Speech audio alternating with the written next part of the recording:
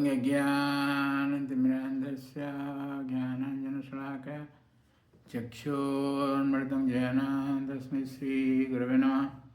Hare Krishna, dear devotees, welcome to our Iskcon official YouTube channel.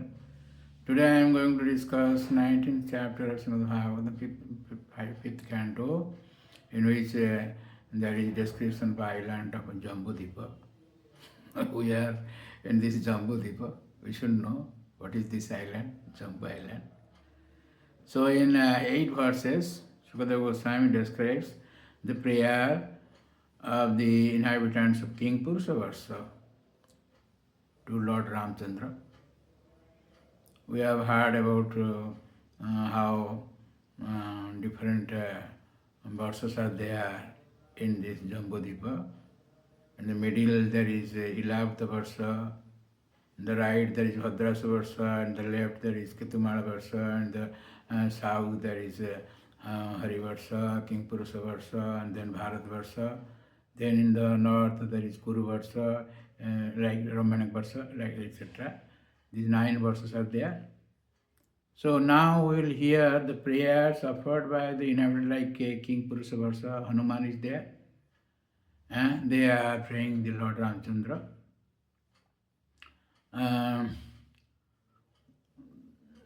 The inhabitants of King Purusa Varsa are fortunate because they worship Lord Ramchandra with his faithful servant Hanuman. Lord Ramchandra exemplifies an incarnation of a Godhead who descends for the mission of Paritranaya Sadhana Vinasya Chatuskuta, as described in Bhagavad Gita, 4th chapter, text 8, protecting the devotees and destroying the miscreants. Lord Ramchandra exhibits the actual purpose of an incarnation of the Supreme Personality of Godhead, and the devotees take the opportunity to offer loving transcendental service to him. In verse 5, they say that Martya avatar Sriha Martya Sikhanam Prabhu Rakhyo Vadayo Na Kevalam Bihu Kuto Anyata Syad Ramatas Swatmana Sita Kutani Vyasanani Sarasya. It is ordained that Ravana, chief of the Rakshasa, could not be killed by anyone but a man. Ravana was laughing that Brahma is a fool. He has ordained my death by a man. What, a man will kill me? Ravana was laughing in this way. So Lord Ramchandra's mission, however, was not only to kill Ravana, but also to teach mortal beings that mortal happiness, material happiness centered around sex life or centered around one's wife, is the cause of many miseries. Now, he is the self-sufficient Supreme Personality of Godhead, and nothing is lamentable for him. Therefore, why else could he be subjected to tribulations by the kidnapping of Mother Sita? And the purport, Srila Prabhupada Maharaj says, a Vaishnava is always firmly situated in transcendental bliss because of engagement in devotional service. And Srila Vishwanath Jacob Thakur also is of this opinion, that although he may appear to suffer material pains, his position is called transcendental bliss in separation, viraha. In verse 7, another prayer is there, na janma nunam mahatu na shobhagam na bang na buddhi na kritis tosahetu te jad visrishtan api na banokashas chakar shakhya bata lakhuna grajaha. One cannot establish a friendship with the Supreme Lord Ramchandra on the basis of material qualities such as one's birth in an aristocratic family, one's personal beauty, one's eloquence, one's sharp intelligence, or one's superior race or nation. None of these qualifications is actually a prerequisite for friendship with Lord Ramchandra. Otherwise, how is it possible that although we uncivilized inhabitants of the forest have not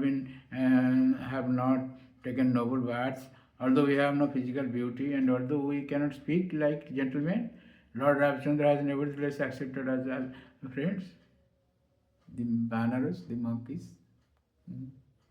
The Vasudha Swami says, Atha Sri Rama eva sarvaihi sabya iti bhaktumaha. He should be worshipped by all. In 9 to 15, these 7 verses there is prayer in Bharat Varsa by Narad Muni. We are in this Bharat Varsa, we'll see. When Devarsi Narada descended to instruct Sarvani Manu, he described the opulence of Bharatvarsha, India. Sarvani Manu and the inhabitants of Bharatvarsha engaged in devotional service to the Supreme Personality of Godhead, who is the origin of creation, maintenance and annihilation, and who is always worshipped by self-realized souls. This is the seventh Manu, and then eighth Manu, Sarvani Manu will come. So,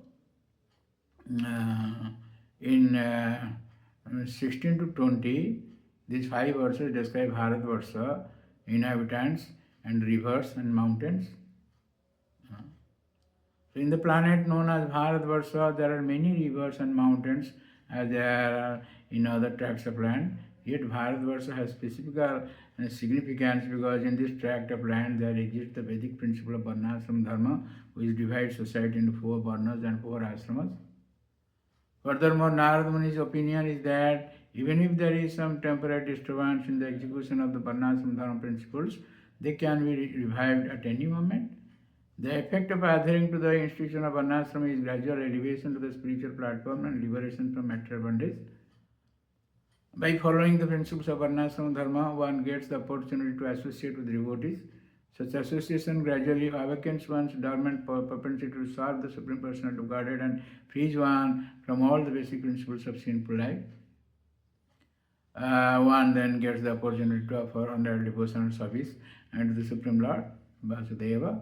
Because of this opportunity, the inhabitants of Bharatvarsha are praised even in the heavenly planets.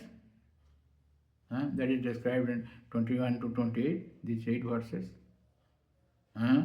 In verse 21, it is said, Aho Amisam Kimakari Shobhanam Prasannam Esam Svidutu Swangari Jai Janma Labdha Nrusu Bharadajare Mukunda Sevapaikang Sruhahina. They are astonished. Aho! What? Since the human form of life is the sublime position for spiritual realization, all the demigods in heaven speak in this way. How wonderful it is for these human beings to have been born in the land of Bharatvarsha. So you see, how fortunate we are. They must have executed pious acts of austerity in the past, or the Supreme Personality of Godhead Himself must have been pleased with them. Otherwise, how would they engage in devotional service in so many ways? We demigods can only aspire to achieve human birth in Bharatvarsha to execute devotional service, but these human beings are already engaged there. So, in the purports, Vishwanath Thakur says, this Bharatvarsha is Bharat 9 khanda, Nava khanda. This particularly, this Bharatvarsha mentions this Varsha, which dimension is 1,000 yojans, adjoining the salt ocean, that we are there. How fortunate we are, you see. There. In verse 24, it is stated, Na jatra vaikunta katha sudhapaga, na sadhavo bhagavata tadasraya, na jatra yagyesa makhamo sabha, suresh lokopi na vaisya sevadya sabhyata. An intelligent person doesn't take interest in a place, even in the topmost planetary systems, if the pure Ganges topics concerning the Supreme Lord's activities doesn't flow there, if there are not devotees engaged in service on the bank of such a river of piety, or if there are no festivals of Sankirtan Yajna to satisfy the Lord, especially since Sankirtan Yajna is recommended in these days. So in the purport of Padma said, quoting Srila Bhaktivinoda Thakur, that within this universe, this earth is the best planet, and on this planet, the land of Bharatvarsha is the best. In the land of Bharatvarsha, Bengal is still better. In Bengal, the district of Nadia is still better, and in Nadia, the best place is Navadvipa. Because Chaitanya Mahaprabhu appeared there to inaugurate the performance of sacrifice of chanting Hare Krishna Mahamantra. So all the conditioned living entities in this way, There is a description of this varsa. In verse 27 it is stated, Satyang disatyarchitanarchitanuna naivartadajat panararchito jatha swayam vidate bhajatam anichatam nicha vidhanam nichapada pralabham. The Supreme Personality of Godhead fulfills the material desires of a devotee who approaches him with such motives, but he doesn't bestow benedictions upon the devotee that will cause him to demand more benedictions again. However, the Lord willingly gives the devotee shelter at his own lotus feet, even though such a person doesn't aspire for it, and that shelter satisfies all his desires. That is the Supreme Personality of Godhead's special mercy. So in the purport, Srila Prabhupada Maharaj quotes Dhruva Maharaj. How Dhruva Maharaj, for example, became a bhakta with the motive of getting a better kingdom than that of his father.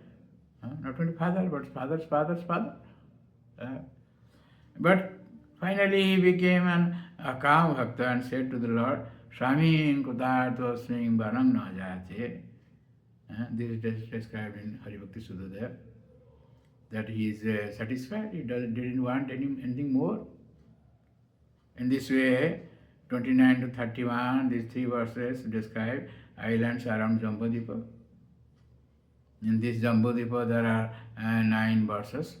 And around this Jambudvipa there are also some islands which are created by the sons of Sagar Maharaj while searching the sacrificial horse.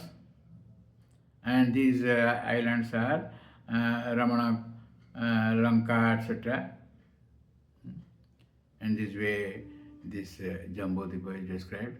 So thank you very much for listening to this lecture, and please don't forget to subscribe, share and like our channel and get the blessings of the Lord. Hare Krishna. Hare Krishna, Krishna Krishna, Hare Hare.